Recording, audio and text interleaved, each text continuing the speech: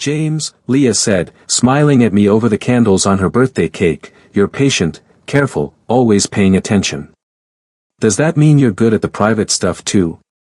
Everybody at the table laughed. Not mean laughter. Just that loose, loud kind that comes after 2 bottles of wine, too much pasta, and everybody feeling safe enough to say dumb things. Leah laughed too, but I saw her face change right after the words left her mouth. Her eyes flicked down to her plate, then back to me, like she already knew she had stepped somewhere she had not meant to step. I could have saved it.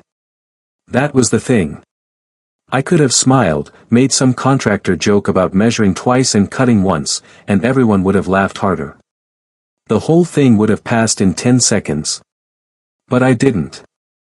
I just sat there with my fork in my hand, staring at the little flame on the candle in front of her, and before I could stop myself, I said, I wouldn't know anymore. I stopped letting myself be good at anything that needed another person. The table went quiet so fast it felt like somebody had shut a door. Leah's friend Morgan had her glass halfway to her mouth. Her brother, Sam, stopped chewing. The waiter walked past behind me with a tray of plates and even that sound felt too loud. Leah looked at me, and the smile was gone now. Not because she was mad. That would have been easier. She looked worried. She looked like she had seen something fall out of my pocket that I had been carrying around for years. I pushed my chair back. James, she said softly. I'm good, I told her. That was my favorite lie. I had used it so much people in town stopped checking if it was true. I stood up, set my napkin on the table, and nodded at the others. Happy birthday, Leah. I'm sorry. I've got an early start tomorrow. Nobody bought it. I didn't expect them to. Leah started to move like she might follow me, but Sam touched her arm, probably thinking he was helping. I didn't look back long enough to see if she shook him off. The restaurant was one of those warm little places on Main Street with brick walls, old black and white pictures, and tables set too close together. Everybody knew everybody, or at least knew somebody who knew them. I had fixed the owner's back deck the summer before, and he lifted a hand at me from near the bar as I passed. I pretended not to see him. Outside, the Tennessee evening had cooled down. The streetlights were on, and the windows along Main were glowing yellow. People were walking out of shops, laughing, holding leftover boxes, talking about normal things. Ball games.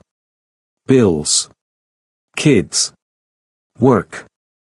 I stood by my truck for a second with my keys in my hand and felt stupid.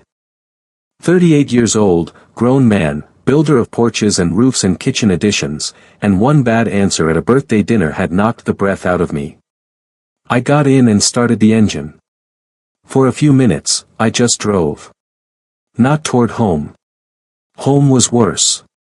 Home was a 2-bedroom house with Claire's coffee mug still on the second shelf of the cabinet, handle facing out like she might come in tomorrow morning and reach for it. Home was the couch where I ate dinner with the television on low. Home was clean, quiet, paid for, and empty in a way that got louder after dark. Claire had been gone 4 years. People stopped saying, I'm sorry, after the first year. By the second year, they expected me to start making jokes again. By the third, they acted like grief was a room I should have finished painting and moved out of by now. I tried. I worked. I fixed sagging floors. Replaced windows. Patched roofs after spring storms. Built a wheelchair ramp for Mrs. Henley and refused to charge her full price. I kept my invoices straight. Paid my taxes. Showed up on time. Folks in town said I was steady. Steady was just another word for stuck when nobody wanted to say it out loud. Leah was the only one who never treated me like a project she had given up on. After the funeral, she brought groceries even when I said I didn't need them. She made coffee in my kitchen because I forgot how. She sat on my porch and talked about nothing until I could stand the sound of another person's voice again. And when weeks turned into months and everybody else started drifting back to their own lives, she kept showing up. Every Thursday at first. Then whenever. Sometimes she brought soup. Sometimes she brought gossip from the library where she worked. Sometimes she didn't bring anything except herself, and that was worse, because I started needing it. That was the part one had been trying not to look at. Somewhere between her knocking on my door with takeout and her falling asleep on my couch during an old movie, Leah stopped being just the friend who had stayed. She became the person I watched for. The person whose name lighting up my phone made the room feel less flat. And I hated myself a little for that. Not because of Leah. Never because of Leah. Because wanting something new felt like I was turning my back on Claire. Like I was leaving her behind in some place I had promised to stay. I drove past my street. Then past the feed store, past the church with the white steeple, past the dark little softball field where kids had played earlier that evening. I knew where I was going before I let myself say it. The cemetery sat just outside town, behind an iron gate that never locked because around here people figured grief kept its own hours. I stopped at the gas station first and bought a cheap bundle of flowers from the plastic bucket by the door. The cashier, a teenage kid with earbuds in, didn't ask who they were for. I was thankful for that. When I pulled up by the cemetery gate, the gravel popped under my tires. I turned off the engine and sat in the dark with the flowers across my lap. My phone buzzed once in the cup holder. Leah. I didn't look at the message. I could not explain it to her. Not yet. Not with her birthday dinner still warm behind us and my ugly little truth sitting in the middle of that table like spilled coffee. So I got out, took the flowers, and walked through the gate toward the old tree near the back. Claire's stone was right where I had left it. Of course it was. I stood there for a long moment, holding those flowers like a fool, and finally said, "Hey, Claire." My voice sounded rough. I messed up tonight. And that was where I ended up, talking to the only place that never asked me to be fine. I messed up tonight, I said again, because saying it once did not feel like enough.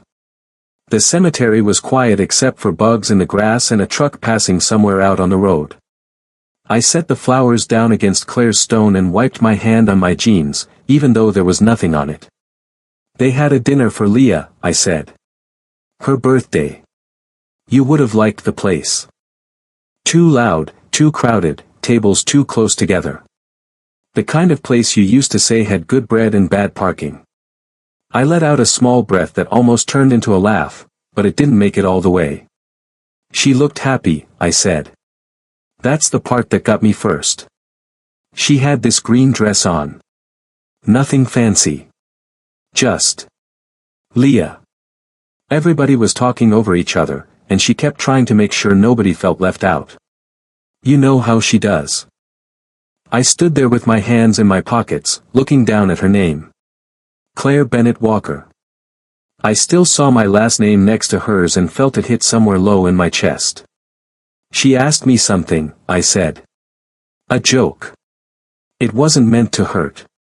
It just landed wrong. I could still hear the table going quiet. I could still see Leah's face when she realized I had not taken it as a joke. She basically asked if I was good at being close to someone, I said. Not in those exact words. But that's what it was. And I should have laughed. You would have kicked me under the table and told me not to make everybody uncomfortable. I rubbed the back of my neck. But I answered like an idiot. I told them I wouldn't know anymore. I said I stopped being good at anything that needed another person. The words sounded worse out here. At the table, they had come out fast. Here, they had weight. I don't know why I said it, I told her.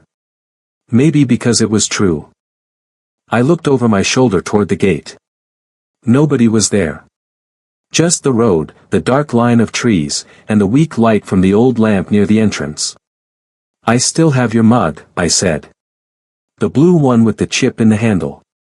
It's still in the cabinet. Same spot. I don't use it. I don't move it. I just keep it there like that proves something. My throat tightened, and I hated that it still happened so easily. I go to work. I come home. I eat whatever I picked up on the way. I sleep. I wake up and do it again. Folks ask how I am, and I say I'm good.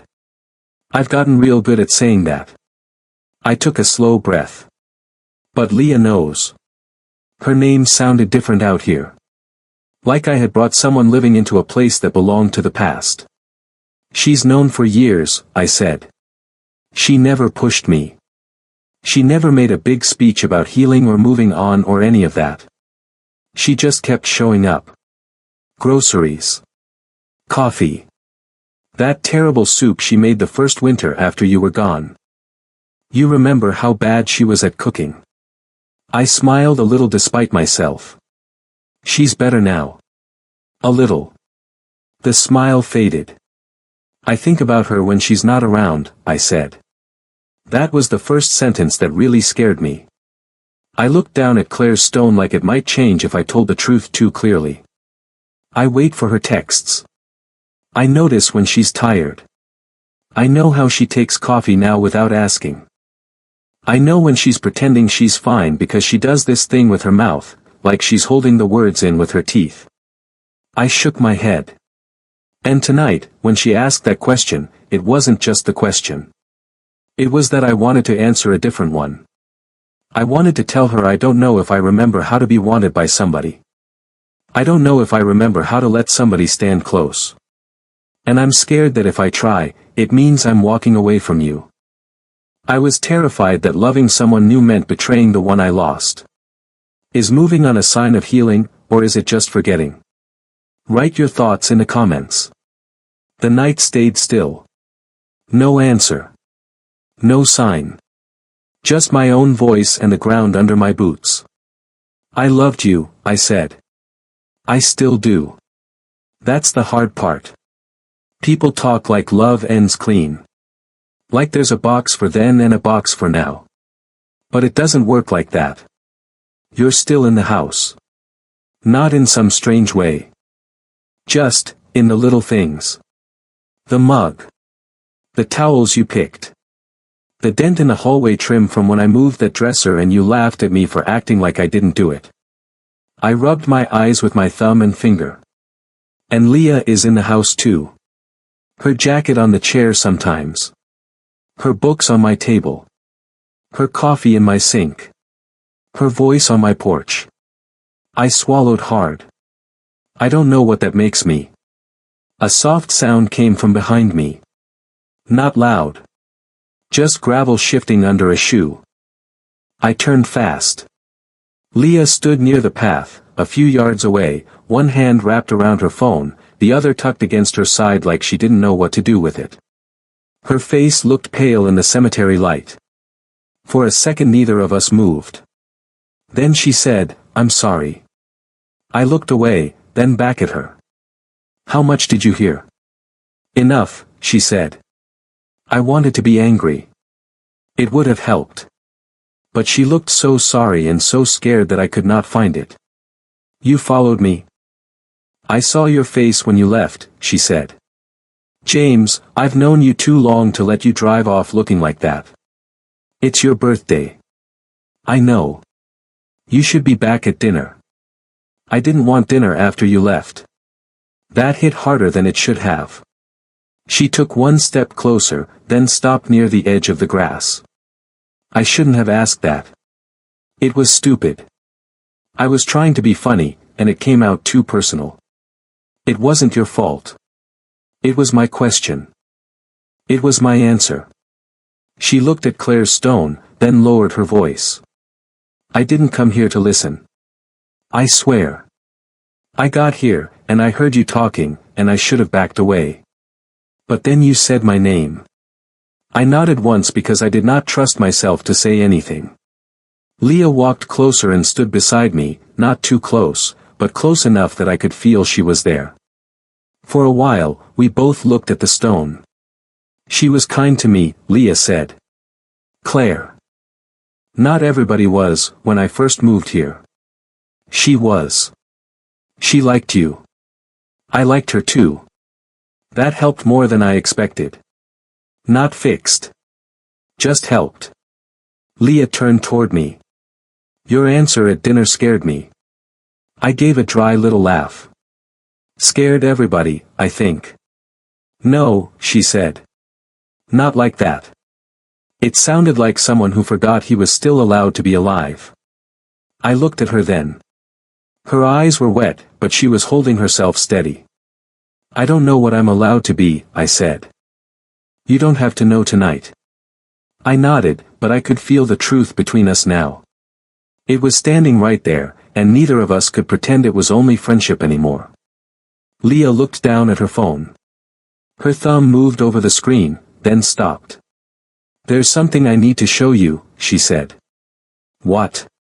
She hesitated. A message I wrote months ago. To me? She nodded. My chest tightened. She unlocked her phone and opened a note, not a text. Then she held it out, but did not let go of it. I read the first few lines. James, I don't know how to say this without making everything harder for you. I love you. Not because I'm trying to fill the empty place in your life. Not because I think you need fixing. I just do. I have for longer than I want to admit. I stopped reading. Leah pulled the phone back like she was afraid she had already shown too much. I never sent it, she said quickly. I wasn't trying to pressure you. I knew you were still carrying so much, and I didn't want to become one more thing you had to manage. So I wrote it, and I kept it, and I told myself that was enough. I stared at her. I was stunned, but not the way a man is stunned by something impossible. More like the way you feel when you finally find the tool you had been looking for and realize it had been on the workbench the whole time. You love me? I asked. Her mouth trembled once, but her voice stayed clear. Yes. I looked back at Claire Stone, then at Leah. I don't know how to do this. I don't either. I'm scared. So am I. That should have made it worse. Somehow it didn't. I opened my mouth to answer her. I do not know what I would have said. Maybe something careful. Maybe something honest. Maybe her name. But before I could get a word out, headlights swept across the cemetery gate. Leah's whole body changed. She turned toward the road, and the color drained from her face. A dark car stopped outside the gate.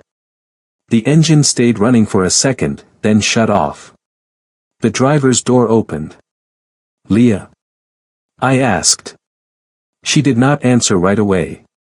A man stepped through the gate, neat shirt, polished shoes, phone in his hand like he had been calling all night. Leah whispered, Derek. And just like that, the quiet broke. Derek walked through the gate like he had every right to be there. He did not rush. That was the first thing I noticed. He moved calm and clean, the way some men do when they think the room already belongs to them. Even in the cemetery dirt, his shoes looked polished. His shirt was tucked in. His hair was neat. One hand held his phone, screen still lit from whatever call Leah had not picked up. Leah, he said. She did not answer. I stood beside her, not in front of her. I had no right to step between her and a conversation she had not asked me to take over. But I stayed close enough that she would not feel like she was facing him alone. Derek's eyes moved from Leah to me, then back to her. So this is where you went, he said. I've been calling. I know, Leah said. You know. Yes. His jaw tightened, but he gave a small smile like he was trying to keep things smooth. Then why didn't you answer? Because I didn't want to talk to you. The words came out quiet, but they were solid. Derek looked almost amused. At a cemetery? In the middle of the night? With him? He said, him, like I was a busted ladder somebody had left in the yard. Leah folded her arms. You need to leave. I drove 40 minutes because you wouldn't answer your phone. I didn't ask you to drive anywhere. He let out a breath and glanced at me again. Can we speak privately? No. Leah. No, she repeated, louder this time. I could see her hands shaking a little where they tucked against her elbows. Derek saw it too, and I could tell he knew that shake. Not in a kind way. In the way a man knows which board creaks because he has stepped on it before. He softened his voice. I'm worried about you. She laughed once, but there was no humor in it. That's what you're going with? It's the truth. You've been acting strange for months. Pulling away from people. Making choices that don't sound like you. They sound like me. You just don't like them. Derek's smile slipped. I don't think standing out here with your contractor friend after a birthday dinner is exactly healthy. There it was. The little cut. Clean enough to pretend it was not a cut. I looked at him and said nothing. Leah turned her head slightly toward me, like she was checking whether I had taken the bait. When I didn't, something in her shoulders eased. He has a name, she said. It's James. I know his name. Then use it. Derek looked at me again. Fine. James. I'm sure you mean well. But this is between Leah and me. No, Leah said. It isn't. He blinked like she had slapped his hand away from something. We ended months ago, she said. You don't get to keep reopening it because silence makes you uncomfortable. I'm not reopening anything. I'm trying to understand how you went from talking about a future with me to shutting me out. I told you why. You gave me a few emotional reasons during a bad week. They were not emotional reasons. They were reasons. He stepped closer, still careful, still polished. You were overwhelmed. You had things going on with your family, with work, with everything. I gave you space. You gave me arguments, she said. Every time I told you how I felt, you explained why I was wrong to feel it. His face hardened. That is not fair. It is true. No, it's not, he said, and for the first time his voice lost that smooth edge. I listened to you constantly. You waited for your turn to talk. The words sat there between them. Derek looked away, then back. I loved you. Leah nodded once. I think you loved having me. That's cruel. No, she said. Cruel was making me doubt myself every time I tried to be honest. Cruel was calling it care when you checked where I was. Cruel was acting like persistence meant romance, even after I said I needed distance. His eyes narrowed. Did he tell you to say that? I felt Leah stiffen beside me. Derek pointed the phone slightly in my direction. Because this is convenient, isn't it? He's lonely, you're soft-hearted, and suddenly he's the one standing next to you at midnight while you rewrite our whole relationship. My hands curled once at my sides, then I forced them loose. Leah turned fully toward him. Do not put this on him. I'm asking a reasonable question. No. You're doing what you always do. You're trying to make my feelings look like somebody else planted them. Derek took another step. Because this does not make sense. It makes sense to me. That's not enough. It is now. For a second, nobody moved. The lamp near the gate buzzed faintly. Somewhere behind us, leaves shifted in the old tree over Claire's grave. I could hear Leah breathing through her nose, slow and controlled, like she was holding a door shut with both hands. Derek lowered his voice again. Come talk to me by the car. No. 5 minutes. No. Leah, stop making a scene. She looked around at the empty cemetery. There's no scene. There's just you not getting what you want. That was when his calm broke. He reached for her wrist. Not hard enough to yank her, not dramatic enough that he could not explain it away later. Just a quick grip, like he still believed he could move her where he wanted and call it concern. I stepped in and put my hand on his forearm. Let go, I said. My voice came out lower than I expected. Derek looked at my hand like it was dirt on his sleeve. Back off. Let go of her. Leah pulled her arm free before either of us moved again. Then she stepped back and held up her phone. If you touch me or him again, I'm calling for help, she said. I mean it. Derek stared at her. That was the first moment he looked unsure. Not beaten. Not scared. Just thrown off, like the steps he knew by heart had suddenly changed under his feet. Leah, he said, but her name sounded different now. No, she said. You came here because I ignored you. You thought if you showed up in person, I'd feel bad enough to listen. Then you'd talk long enough to make me tired. Then I'd start wondering if maybe I was too harsh, too confused, too emotional, too unfair. Her voice shook at the end, but she did not stop. I am done doing that. Derek looked down at the gravel. For a few seconds he said nothing. The whole cemetery felt like it was waiting with us. Then he gave a short, bitter nod. So that's it? Yes. You're choosing this? He glanced at me. Him. Leah's face changed then. Not softer. Clearer. I'm choosing myself, she said.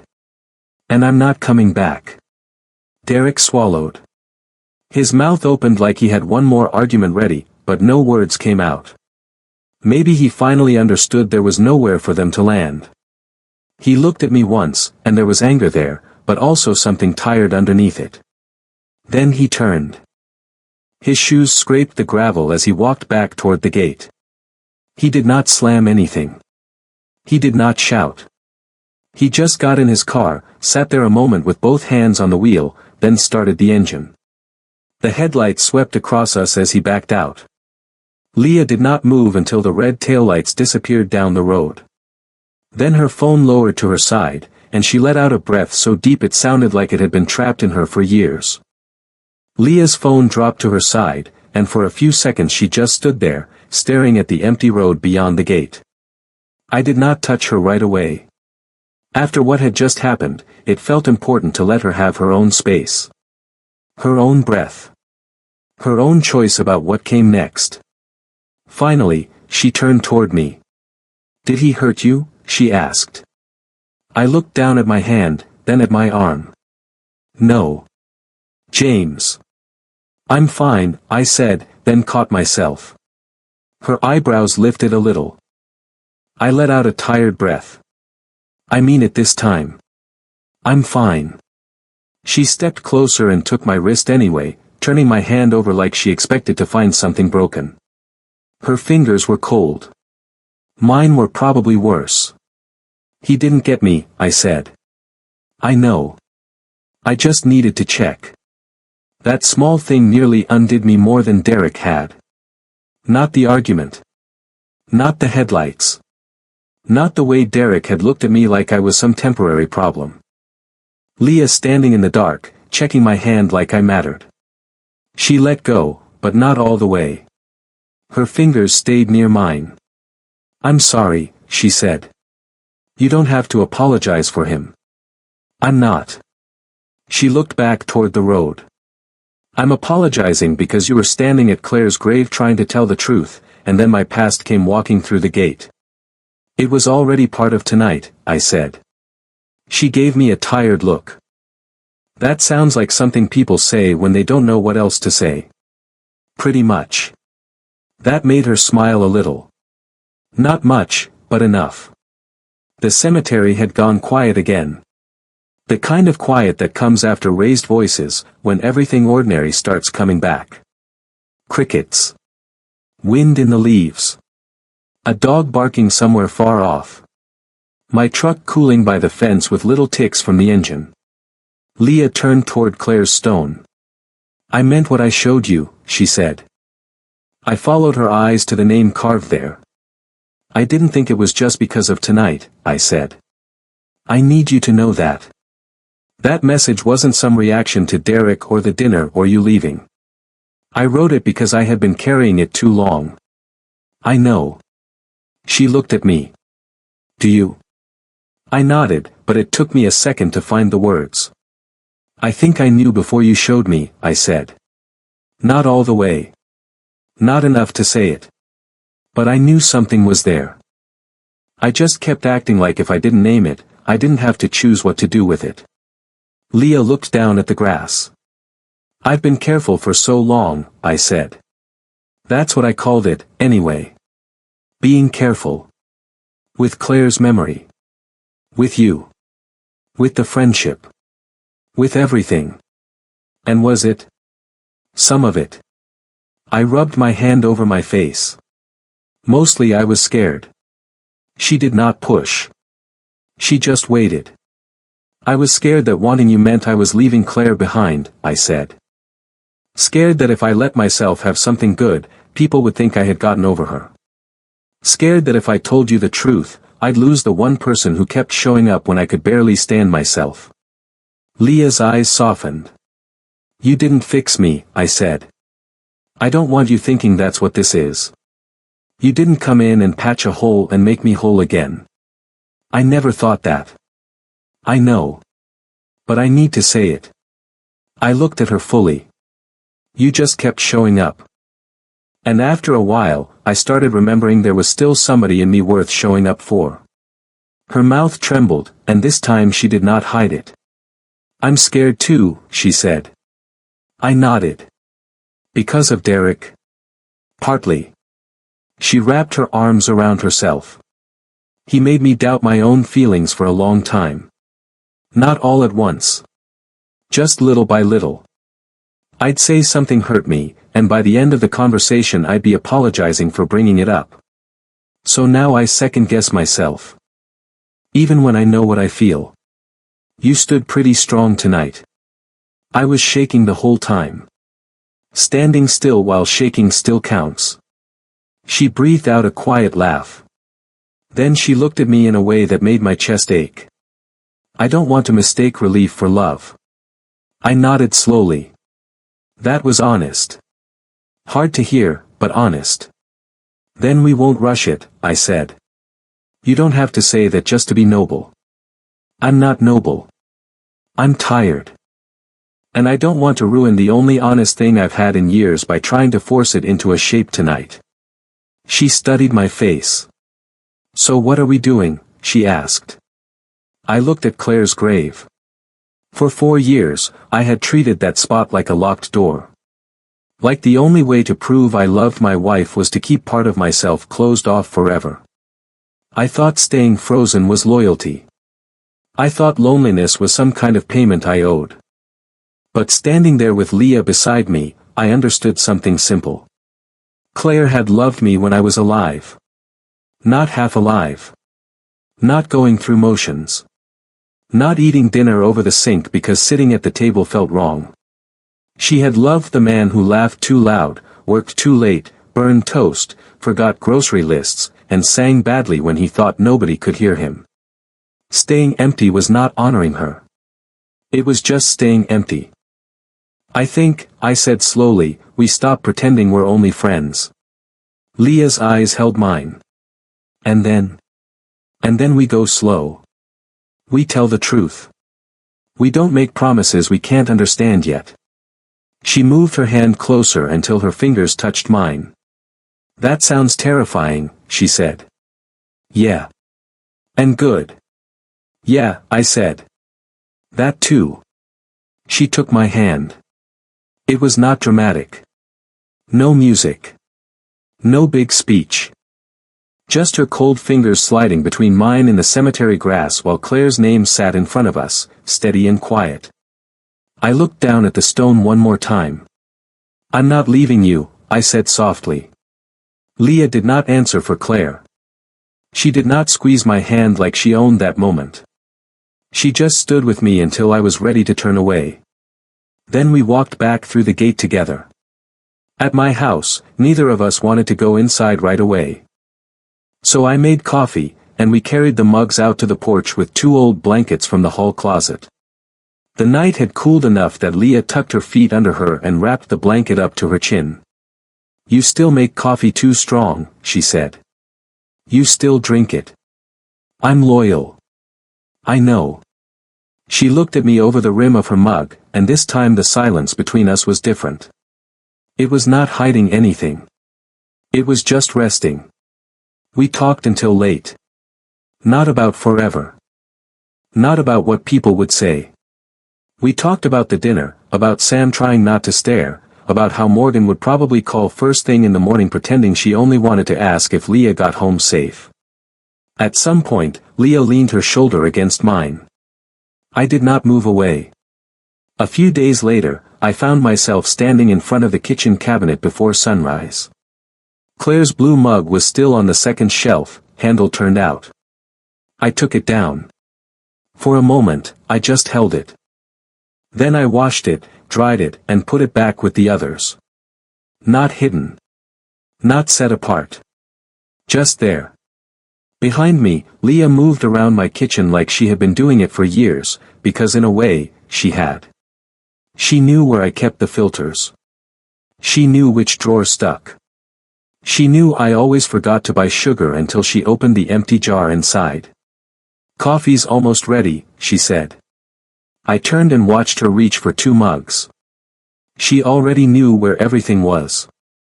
And for the first time in a long time, I let myself be known back.